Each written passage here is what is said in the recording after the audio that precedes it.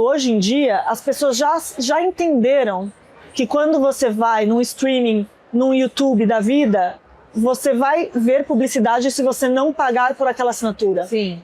Então, o comportamento já está um pouco mais esclarecido. Então, as pessoas não estranham mais a publicidade estar ali. Sim. Só não posso abusar e eu preciso tentar achar algo harmônico entre a experiência realmente e a estratégia de negócio da empresa. Olá, sejam muito bem-vindos a mais um episódio aqui do nosso bate-papo no RD Summit. E dessa vez eu vou conversar com a Marcela Vetteri, que é diretora de produtos e monetização do Estadão.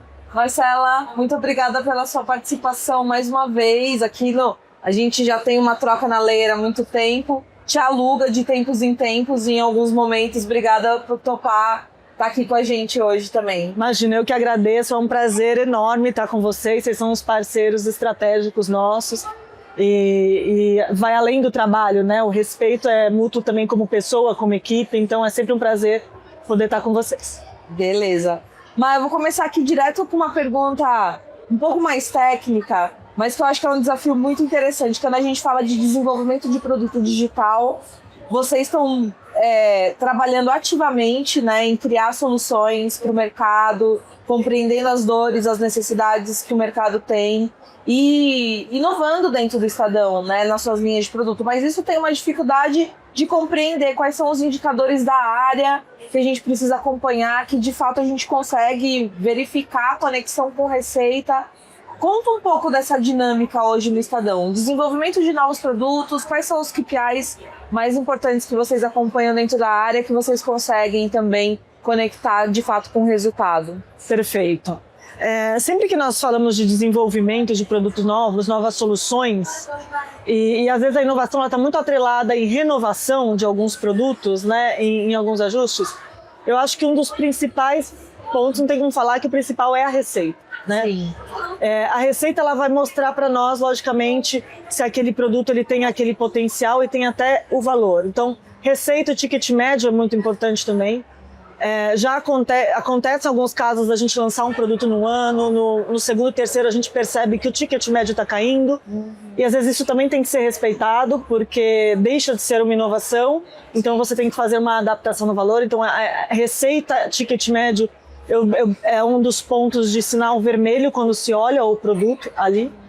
Mas logicamente a gente não consegue olhar produto sem olhar performance. Então para eu defender aquele valor percebido, o preço colocado no produto, logo que o produto está em produção ou em desenvolvimento ou em discussão, a gente já trabalha, já sai na primeira linha de conversa com alguns KPIs, né? Logicamente, esses KPIs, que eu acho que é um dos desafios também que as empresas têm, eles mudam. E eles podem mudar a cada 2, 3 meses. Isso tem que ser acompanhado conforme a maturidade e a aceitação ou não desse produto no mercado. Então, quando eu falo muito dos produtos de monetização, a gente tem perfis de produtos de performance, né? Então, quando eu falo de um banner display, a gente olha muito o viewability, que garante a qualidade daquela impressão no produto. Nós olhamos o CTR, nós vamos olhar também, logicamente, valores CPM médio para ver se está atrelado dentro. Sim. E quando nós falamos de performance, a gente vai lá para o CPL e para o CPA. Né? Como um publisher, a nossa força está muito em estratégia de awareness, né? Sim. Então, a gente, mesmo sendo forte com estratégia de awareness, nós conseguimos evoluir para as outras partes do funil e chegar também na aquisição.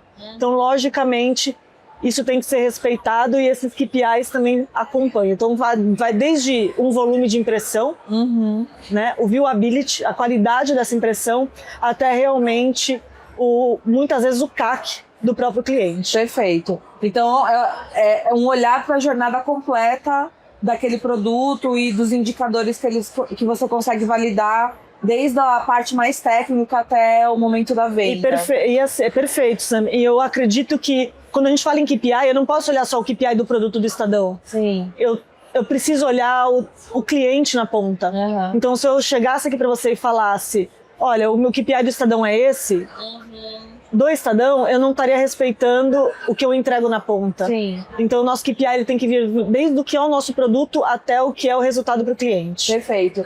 E quando a gente fala dessas novas experiências, né, dessas inovações, a gente está pensando também nessa transição que acontece no mercado. Então, o dinheiro mudou, o caminho mudou, né, da publicidade tradicional, da forma de posicionar a mídia nos canais offline e mesmo no canal online, quando a gente estava ali no início da internet. Hoje tem muito mais tecnologia, novos recursos, mas, por outro lado, também tem uma experiência do consumidor ali, do usuário navegando, que é cada vez mais exigente, ele não gosta de tanta interrupção.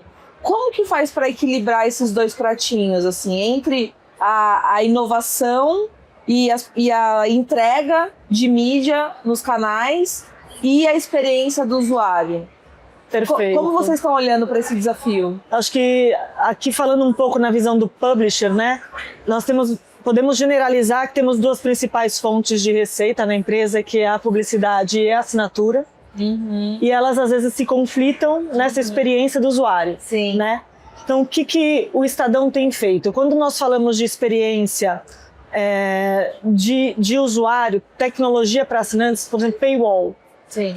O paywall muitas vezes não compreendido e muitas vezes compreendido, dependendo do ponto de vista, o mais importante é usar essas tecnologias a benefício.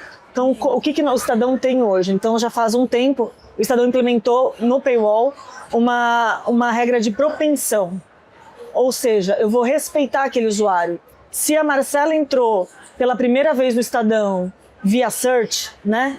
Ou um outro canal específico que é um pouco mais de mar aberto, não faz sentido eu trabalhar um paywall com ela naquele momento. Ela nem conhece o produto. Sim. Eu preciso abrir o meu produto, convidar essa pessoa para entrar. Ela não tem a propensão num primeiro acesso em assinar. Uhum. Né? Sim. Se eu percebo que a Marcela começa a voltar e ela está ali 3 vezes na semana, ela sempre vai ali na editoria de economia, tenta fazer uma leitura, e logicamente isso está atrelado a plataformas tecnológicas que nós adquirimos, né, ao longo do tempo. Sim. Eu já começo a expor o paywall e a gente pode trabalhar a mensagem certa na jornada certa.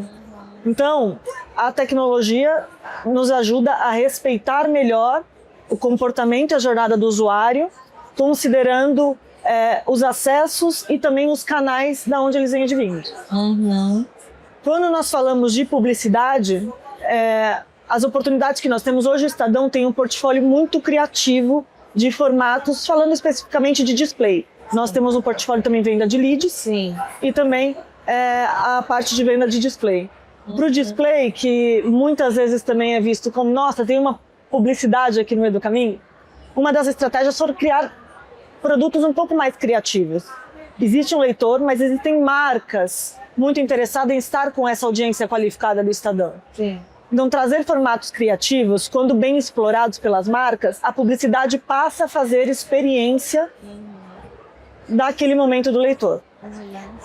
Então, são linhas tênues ali de percepções, né? Então, a gente usa uma inteligência para deixar o leitor mais à vontade, entrar mais no site do Estadão. Sim. E colocar o paywall e convidá-lo a assinar na hora certa. Mas, ao mesmo tempo, eu também começo a trazer, para poder potencializar receitas, né, e crescer a empresa e dar mais oportunidade para marcas, formatos especiais. Uhum. Alguns dos nossos formatos especiais a gente não exibe para assinante, por exemplo. Uhum. E o que eu acredito? Hoje em dia, as pessoas já entenderam que quando você vai num streaming, num YouTube da vida, você vai ver publicidade se você não pagar por aquela assinatura. Sim. Então, o comportamento já está um pouco mais esclarecido. Então, as pessoas não estranham mais a publicidade estar ali. Sim. Só não posso abusar e eu preciso tentar achar algo harmônico entre a experiência realmente e a estratégia de negócio da empresa. Imagino que seja uma busca constante por esse equilíbrio, muito teste, né? Dentro da plataforma, do que coloca, onde perde o usuário, enfim. Tem aí um acompanhamento intenso para conseguir compreender como que você equilibra, né, a atração de audiência, que é o que fortalece a sua venda de mídia e ao mesmo tempo não perder esse usuário porque tem mídia demais excessiva. É um E desafio manter a constante. empresa saudável, E né? manter a empresa saudável. Porque esse é um grande desafio. E tem mais, né? Tem IA aí chegando. Tem muito consumo de conteúdo agora produzido por inteligência artificial. E eu queria entender um pouquinho como que o Estadão tem se preparado para essa nova era do marketing e da comunicação com inteligência artificial. Vocês estão estudando novas formas de monetização, novas formas de produção de conteúdo também. Como que vocês estão se preparando nesse sentido? Claro. Perfeito. O IA, olhando ele para marketing também, né? Porque hoje marketing e conteúdo eles andam de mão dadas, não tem mais como separar, porque o conteúdo acaba sendo fazendo parte do marketing. O IA, ele proporciona uma agilidade nessa análise da jornada da sua audiência. Então, ferramentas de IA, nós utilizamos muito para numa maior velocidade, conseguir entender essa jornada e fazer os ajustes de rota necessários para, seja qual for a estratégia, ou publicidade ou assinatura, né? E ao mesmo tempo, quando eu falo em marketing, né, o grande desafio do IA é não deixar, logicamente, trabalhar sozinho, né? Muitas pessoas colocam muitas expectativas, às vezes buscam informações, dados, e consideram aquele dado do IA como algo verdadeiro, sem considerar a sua essência, a sua realidade. Então você precisa também ter essa sensibilidade. Para marketing hoje, então, a gente usa muito a parte do IA para acelerar as tomadas de decisões e também poder acelerar a produção de novos produtos, criações de novas soluções para o Estadão. Perfeito, maravilha. Um outro desafio que eu imagino que você deva viver diretamente é a questão desse equilíbrio mesmo entre marketing, a equipe de vendas, de tecnologia. Tem pelo menos 3 áreas com quem você tem que ter sinergia, né? E como que você faz a gestão desse ciclo completo? Qual que é o desafio de gestão, na verdade, de todo esse produto? Desde a ideia até a otimização, quando a gente está falando da criação desses produtos digitais. Certo. Na verdade, eu acho que é essencial, e o sucesso do produto e até da estratégia da empresa, ela está no momento 1, onde as áreas elas se falam, se respeitam e pensam juntas, né? Nós, como produto Estadão, se eu não escutar a demanda da área de vendas, na hora que eu tiver alguma solução sendo desenhada, a minha chance de fazer um produto muito bacana, legal e não ser vendido é grande. Porque um produto, ele tem que não só respeitar a inovação do mercado, ele tem que respeitar o poder e o discurso da marca na área de vendas. Né? Então, às vezes a gente quer trabalhar um produto muito inovador, mas a área de vendas e o mercado vê a empresa em um outro caminho. E se coloca uma energia que depois não vira produtiva e nem rentável para essa empresa. Com certeza. Então, não existe mais um alinhamento, existe um trabalho de esteira que precisa, que deve estar junto. Só que isso no dia a dia é desafiador, porque tá cada um correndo atrás ali do seu core, né, na área. E, na minha opinião, processos bem estruturados, eles vêm para essa ajuda. Né? E não adianta vir os processos dentro de uma única área. Os processos eles têm que vir do board, né? O board da empresa, os executivos da empresa precisam respeitar esse processo e eles devem ser os principais responsáveis em colocar todas as áreas juntas no momento exato. Né? Então recentemente estamos criando produtos novos. Você estava falando na outra pergunta. Vamos começar a criar produtos que vai fortalecer ainda mais o conteúdo e vai poder monetizar melhor o conteúdo do Estadão, que é o core da empresa, que é o que faz a marca ser consolidada dessa maneira. No momento 1, todas as marcas, inclusive financeiro, estavam ali. Né? É pensar na linha de produção como uma nova unidade de negócio. Uma nova unidade de negócio, um novo produto, ele não cresce sem uma visão financeira, sem uma visão de marketing, sem a percepção do comercial que está ali falando com o cliente. É muito difícil, a gente fala, é óbvio, mas colocar isso em prática é extremamente cansativo e necessita muito de foco. Sim. Né? É o desafio de unir esses silos, né? A empresa, para todo mundo, como você falou, focado nos seus próprios desafios da área, no que tem que fazer, com projetos às vezes paralelos próprios, né? Cada área. E aí tem que juntar tem que ter um conjunto sinérgico para que essas coisas funcionem, porque de fato demanda uma equipe, uma estrutura muito maior para que consiga desenvolver, inovar e trabalhar produtos com todas essas mudanças que a gente vê acontecer e esse monte de desafio aqui que a gente falou, né? Exato. E muitas vezes a cultura atrapalha um pouco, né? Sim. Alguma cultura, ou isso foi assim, isso nunca deu para fazer. Então, eu acredito de maneira prática, a empresa deveria colocar um KPI, ou deve-se colocar um KPI em comum, porque ser humano, né, vive de meta, né, e isso é saudável. Deve-se ter uma meta em comum de resultado para as áreas envolvidas, para elas em algum momento do dia olharem para isso e fica mais fácil de uma puxar a outra para fazer essa roda girar. Mas não é só a equipe interna, né? Tem parceiro envolvido Com certeza. nesse balaio. E aí eu queria entender um pouco de um aspecto que é o seguinte: tem uma integridade cultural e até editorial, no caso de vocês, que é bem relevante. Quando vocês trabalham com parceiros, com agências ou com marcas com quem vocês vão fazer ali algum tipo de parceria, como que a gente garante essa integridade e o resultado? Perfeito. Eu acho que um dos desafios que nós temos quando a gente trabalha com parceiros é exatamente o parceiro viver a essência. Não vai viver como se vive lá dentro, né? Sim. Então, dos pontos que a gente costuma trabalhar, especificamente também ali na nossa área com parceria, a gente considera que o parceiro ele faz parte do time. Sim. Então é uma rotina de comunicação é extremamente importante. Sim. Né? Muitas vezes início de parceria geralmente costuma ter muito retrabalho, porque às vezes o parceiro, e isso é normal, né? Eles vêm com alguma estratégia que pode ter dado certo, ou uma estratégia funcional em outras experiências, que quando ele se depara com aquela cultura daquele cliente específico, mas isso não me deixa decorrer da estratégia que eu estava pensando. Como que a gente vai daqui?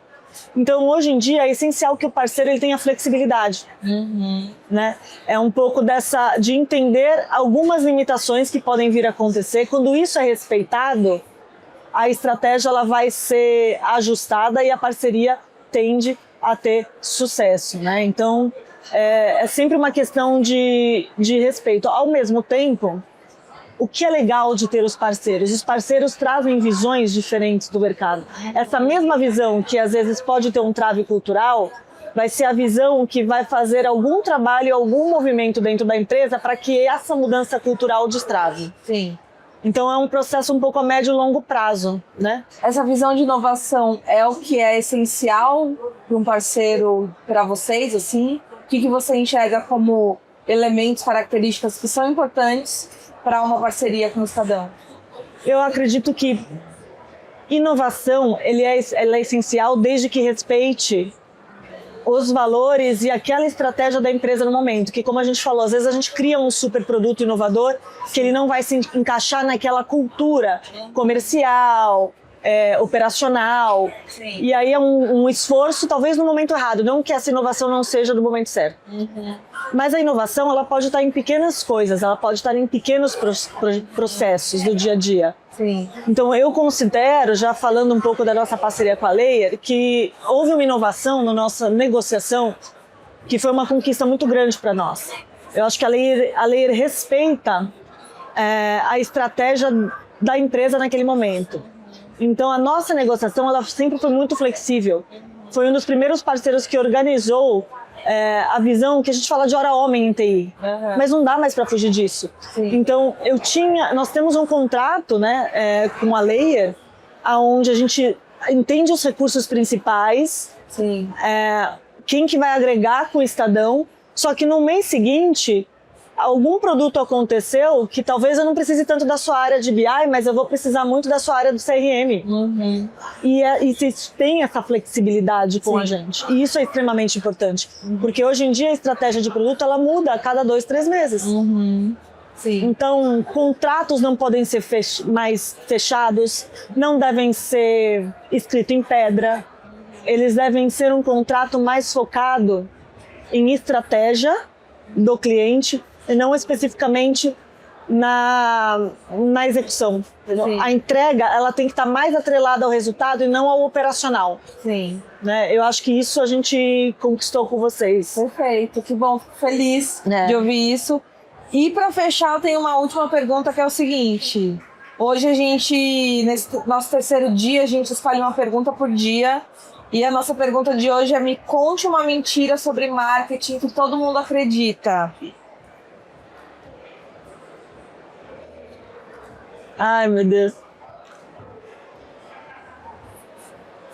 Eu tinha uma piada, né? Eu ia falar que time de marketing precisa sempre estar no karaokê, que eu já ouvi essa graça. Mas aí é verdade pra nós, né? Tá, então não é uma mentira. Deixa eu pensar. Uma mentira de marketing que todo mundo acredita. Eu não sei se hoje todo mundo acredita nessa mentira de marketing, mas as pessoas... Eu acho que a área de marketing ela já não é mais marketing. Né? Então, você fala assim, eu trabalho no marketing, então pra mim é mentira. Eu acho que essa é a maior mentira, porque quando você trabalha no marketing, você trabalha com produto, com venda e com BI. Sim. Então, brincadeiras à parte, eu acho que essa é a maior mentira.